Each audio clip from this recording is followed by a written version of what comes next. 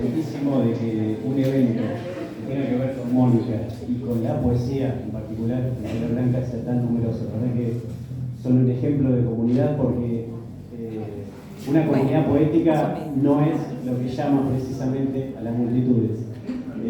Y que este ejercicio de memoria que proponemos a través de la publicación de los versos de Mónica creo que yo como bahiense me sentiría muy orgulloso.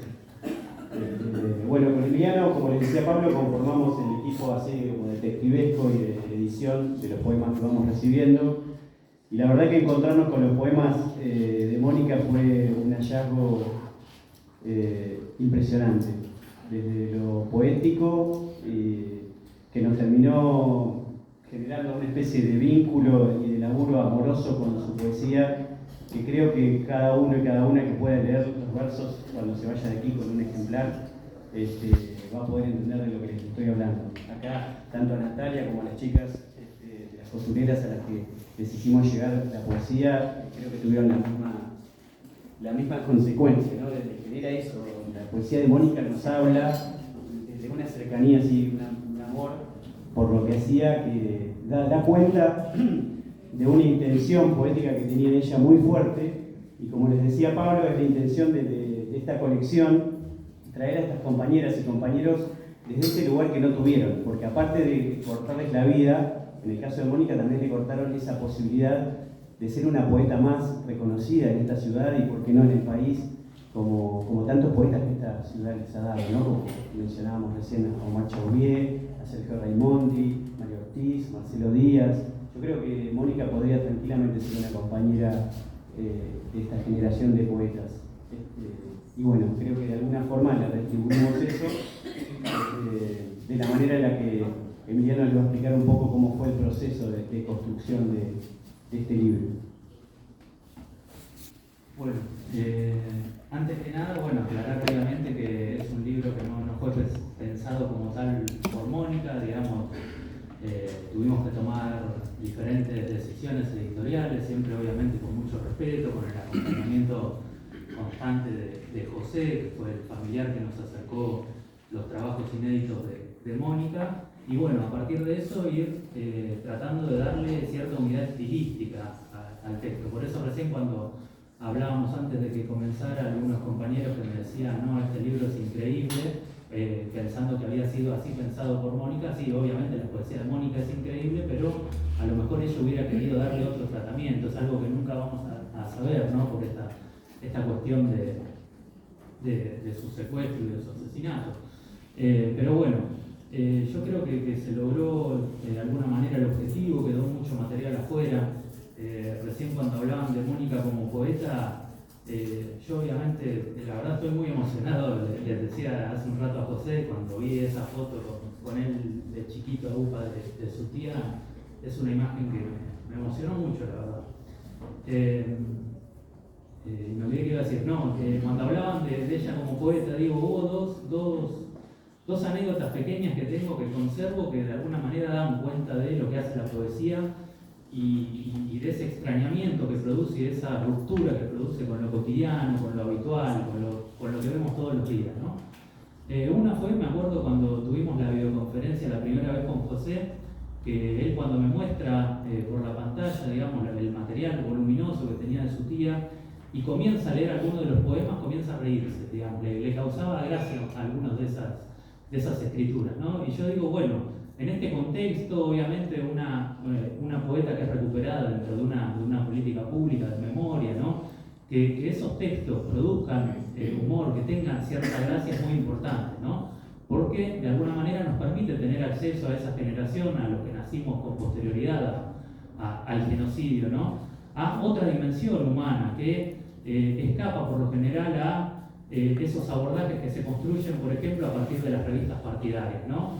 La generación de los militantes eran esto, era lo que decía la prensa partidaria, y eran obviamente muchísimo más que eso, sin desmerecer, ¿no? lo que eran las distintas organizaciones revolucionarias, pero bueno, en el caso de Mónica, esta voz personal de ella, esta gracia que tiene en su escritura es muy importante pensarla en términos generacionales.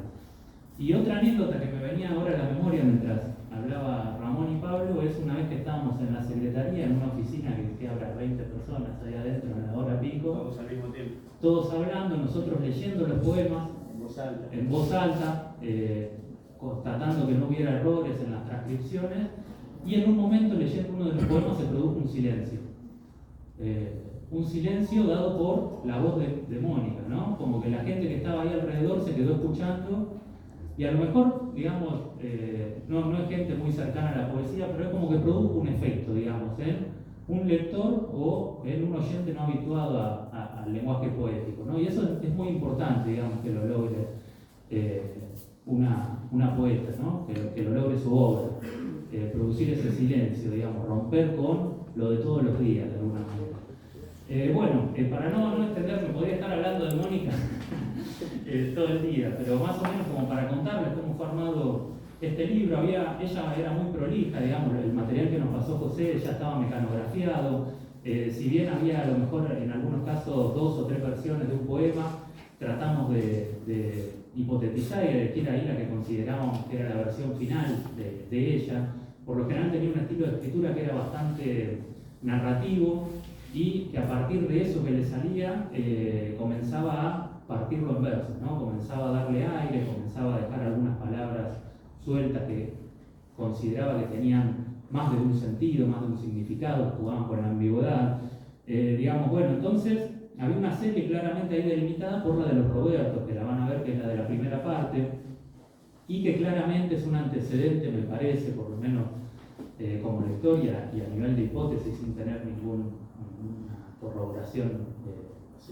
Claro, son formas previas que ella venía trabajando antes de lo que se publicó en Angelario, ¿no? A partir de la imagen y del hallazgo de la imagen de Los Ángeles, sobre todo, como que ella universaliza o lleva un plano un poco más abstracto todas esas experiencias que ella había ido recolectando a lo largo de esos años como una militante de base, como una militante barrial, digamos, hablando, conociendo gente, escuchando distintas historias, experiencias de vida, y que ella trata de alguna manera de nombrar con este Roberto, ¿no? El Roberto es el pueblo de alguna manera, y las contradicciones que anidan en ese pueblo.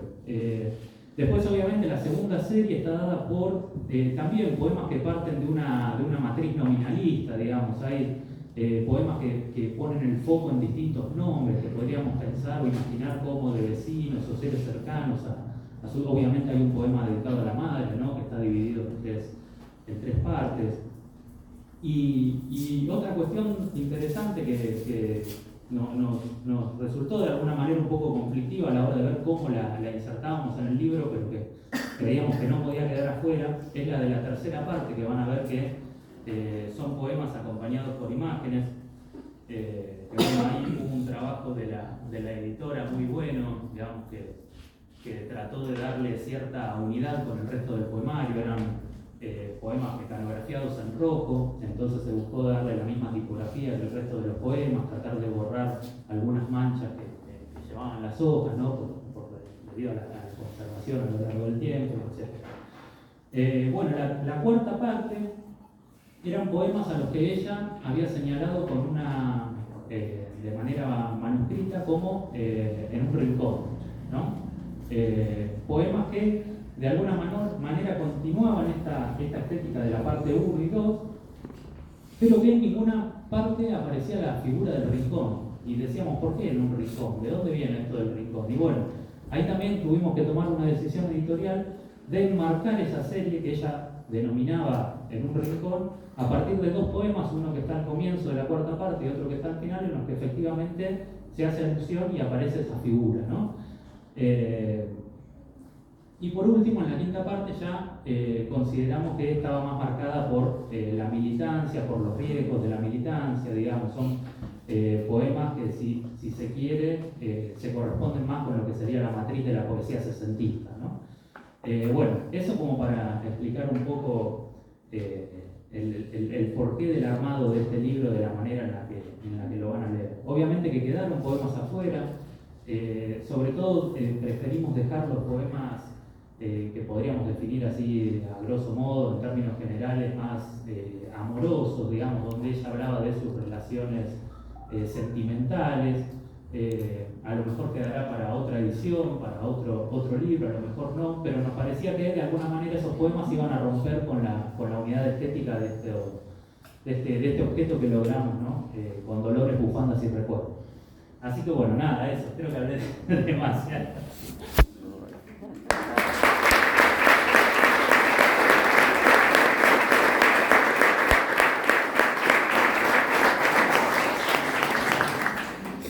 Y bueno, ya para meternos de lleno a lo que es importante, me parece, esta noche, que es la poesía de Mónica, arranco leyendo un poema y le doy la mano a las compañeras que amorosamente se prestaron para hacer voz de la poesía de Mónica. Este poema se llama Rayuela y dice así: ese domingo Lorenzo el Viejo dijo: estoy cansado. Salió a la calle y con tiza dibujó una rayuela a mitad de cuadra.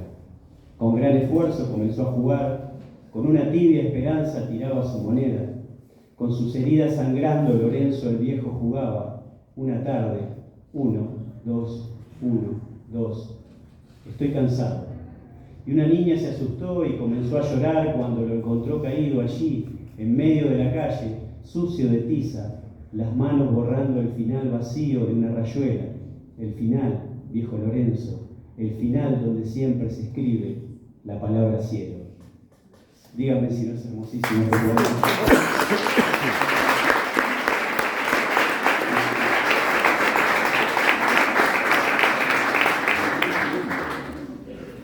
Y bueno, ahora le doy paso a una serie de cartas, poemas y canciones, lo titulo yo, de la mano de Natalia Molina, de la voz, mejor dicho, de Natalia Molina, y las costureras, Roberto Iselli.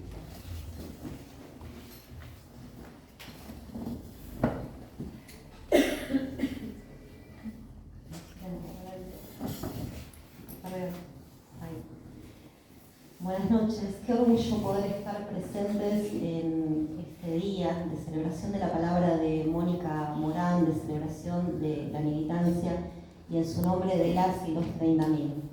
Cuando me convocaron a ser parte de las presentadoras del libro, pensé en escribir una carta en vez de hacer una presentación usual, de escribir una carta a Mónica. La empecé a escribir ayer y la terminé hoy al mediodía. Cierra de la Ventana, martes 14 de marzo del 2023. Querida Mónica, me pidieron que sea una de las presentadoras de tu libro el 15 de abril. Y me dio ganas de escribirte una carta. Sí, no sé si se estila eso. Lo único que sé es que leer tus poemas reunidos me generó esa cercanía con vos. Sé que estás en la Casa de la Cultura ahora, no solo en tu palabra poética. No te ibas a perder este ventazo.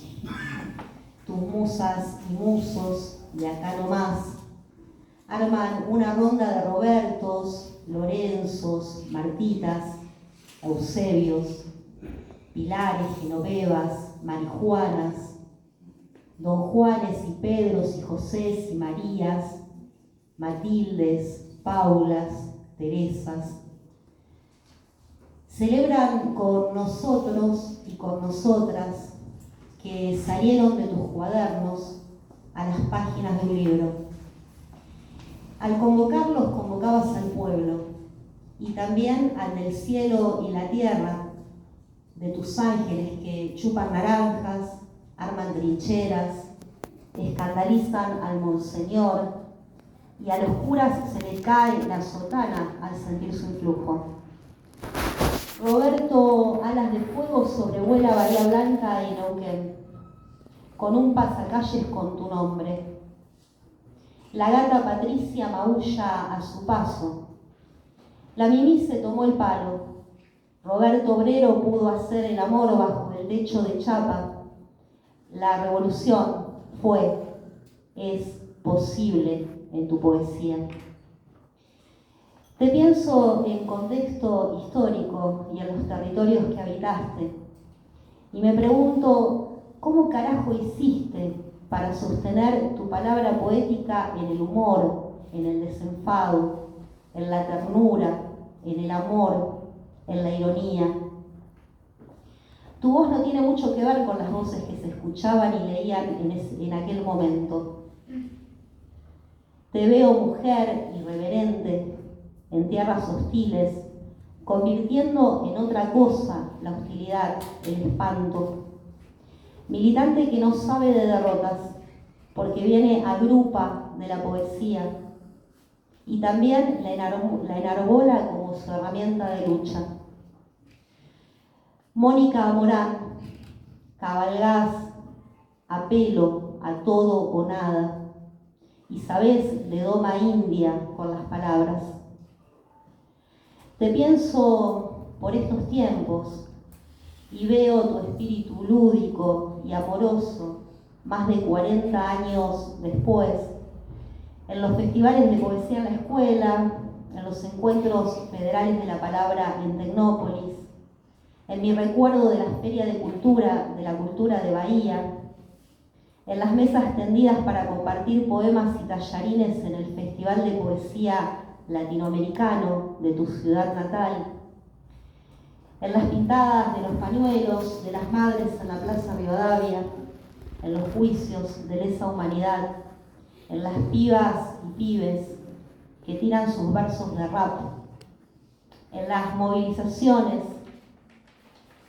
por el cumplimiento efectivo de derechos, y en cada espacio donde se conjugan la hermosura, el goce, la palabra justa, el compromiso, las acciones colectivas.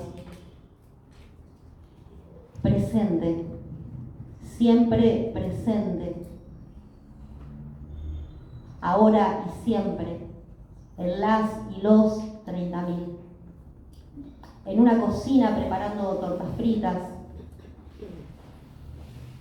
para las infancias del barrio, en un escenario desplegando tu magnetismo, en un aula dando clase, en una celda de la escuelita conteniendo a compañeras, acá, ahora, sonriendo, al ver el acto de justicia poética de un libro de 89 páginas de poemas tuyos publicado.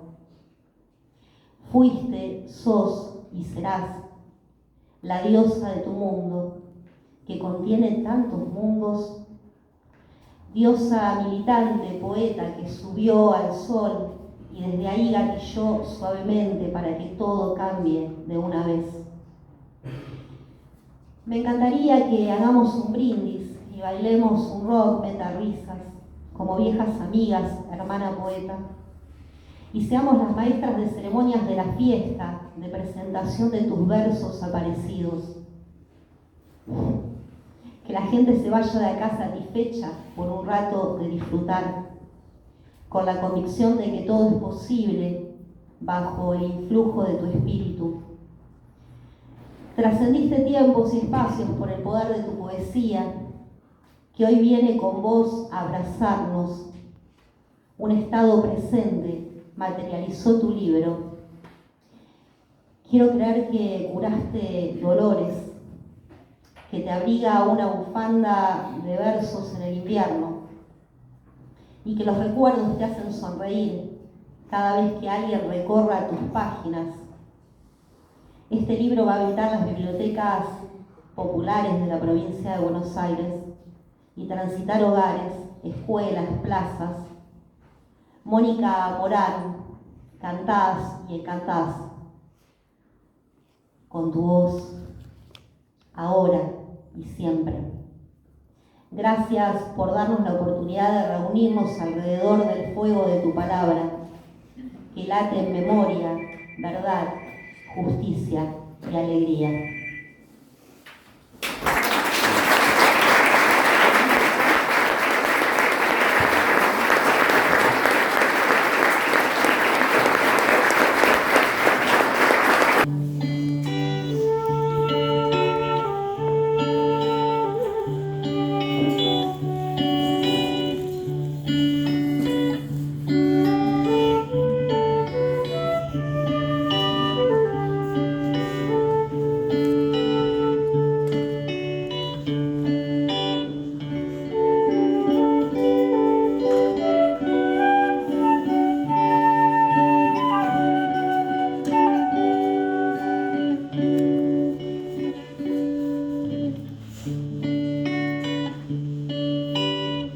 cuando se encontró con el mar, no supo qué hacer. Corrió, corrió, corrió, dibujando madreselvas en la arena y escribiendo nombres desconocidos. Anduvo por toda la playa, se alimentó de peces, hizo amistad con gaviotas y amaneceres de nubes carmines. Pudo gritar, gritar, sin que nadie le dijera basta. Y libremente, jadeante, feliz, atolondrado, destrozando canciones de verdugos, se hizo de espuma y no volvió jamás a la ciudad.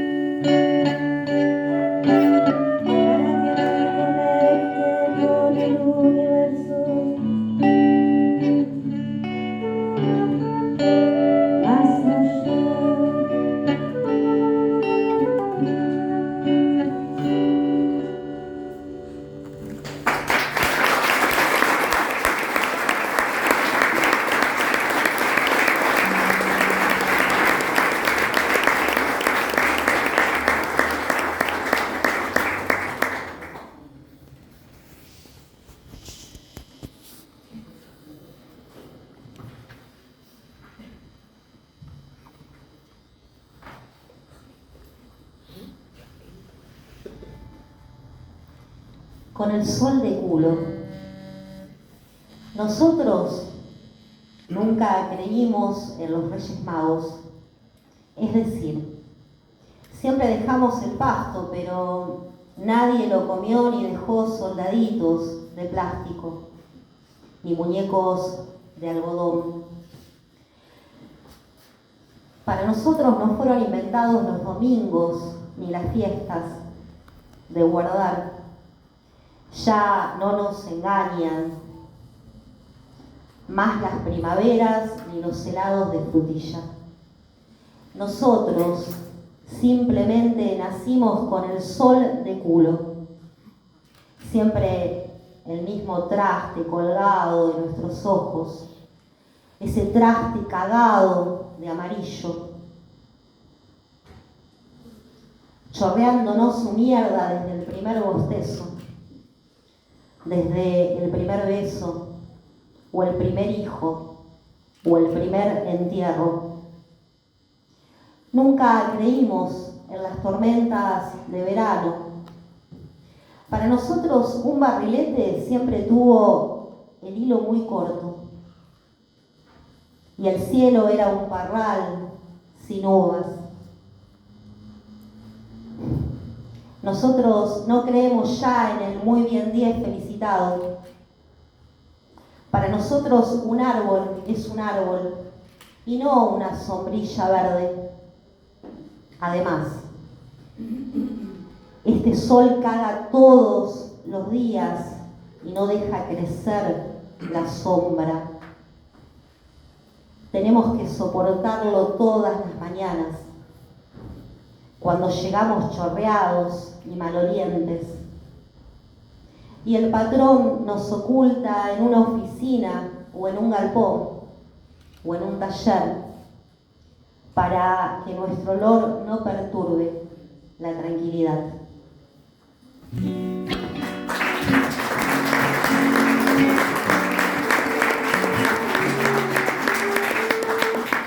Perdón, falta un pedacito.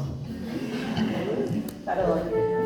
Dicen que nuestra mierda de sol infecta el orden, las buenas costumbres, la ley y las leyes, los principios, las catedrales, las alfombras, la casa de gobierno. Y entonces nos aconsejan, debemos seguir mirando el sol de culo, aunque saben bien que estamos cansados, aunque tienen miedo porque un día, daremos vuelta al sol.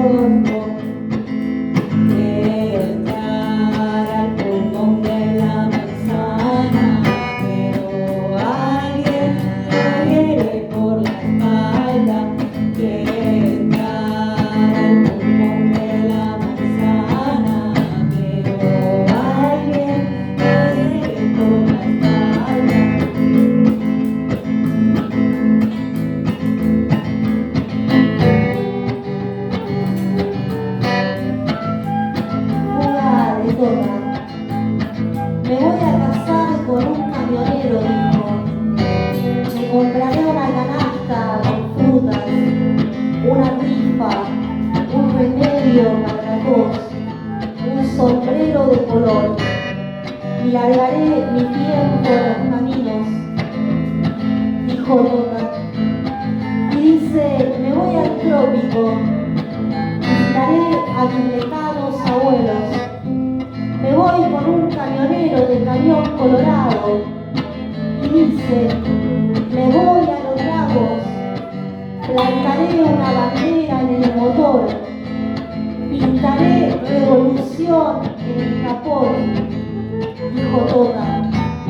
Me voy, y muy segura repitió, me caso con un camionero y conozco por fin el sol.